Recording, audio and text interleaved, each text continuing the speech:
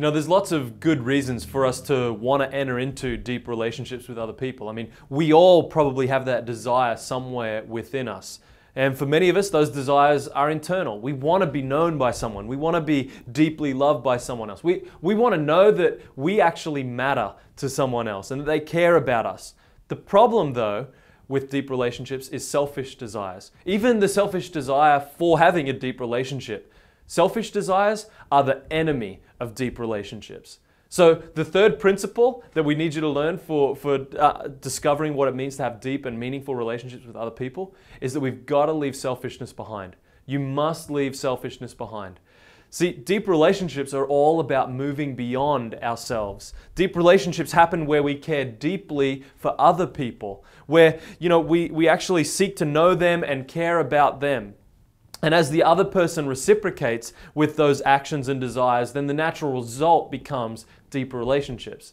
But the selfishness, on the other hand, is essentially like an inward turning, and it focuses all our attention on our own needs and our own wants and our own desires. And the more we focus inward on those things, we actually become isolated. And the more we turn inward and focus on those kind of things, we isolate ourselves and turn inward further and removing us further and further from those around us. See, selfishness is the enemy of deep relationships. We remove ourselves from others. And it's because it's like when you're looking at yourself so closely in the mirror, it's almost impossible to see anyone else. See, if you want to connect with others and you want to connect deeply, then we've got to move beyond the boundaries of our own lives. And as we care about other people and as see them as inherently valuable, and we begin to care about the things that they care about, it's like we're pushing the boundaries of our own life out. And as those boundaries go out, we start including more and more people within the circle of our life, and deep relationships are bound to result from that. See, this is why we suggested in the first principle, that you've got to ask good questions. See, there's few things that are more simple and effective in communicating our care and our desire to actually know someone else than asking good questions. Asking questions about what matters to them. Not for our own sake, but for their sake, and caring about the things that matter deeply to them. That's what it's all about. So when we care about others, we ask about that. We want to know what their heart is, and so we ask about those things that are deep and most important to them. And caring for others like that and living a life that's others-focused like that will require a lot more than asking questions, but it will always require at least that.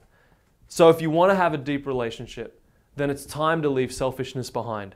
You cannot have deep relationships and think about yourself all the time as well. This isn't easy, because I know that selfishness is what's actually easy, right? That's what comes most naturally to each and every one of us. So it's not easy, but you've got to learn to look beyond yourself if you ever to truly experience a deep relationship with someone else. So the first principle is you have to initiate. The second principle is you've got to be vulnerable. And the third is you've got to leave selfishness behind. If you truly want to see your life being lived together with other people in deep, meaningful, real relationships, you've got to leave selfishness behind. Hey, if you found this material helpful, then just click on the link below and it'll take you to a website where you can access a whole video series that's developed in helping you to take your relationships deeper. See, I think we are all created to experience deep, meaningful, significant relationships that go beyond just the surface level. So we'll explain some of the principles of what those relationships look like and then start talking specifically about how you can have those kind of relationships. And you can have it. It is possible. So click on the link below and you'll gain access to the whole video series.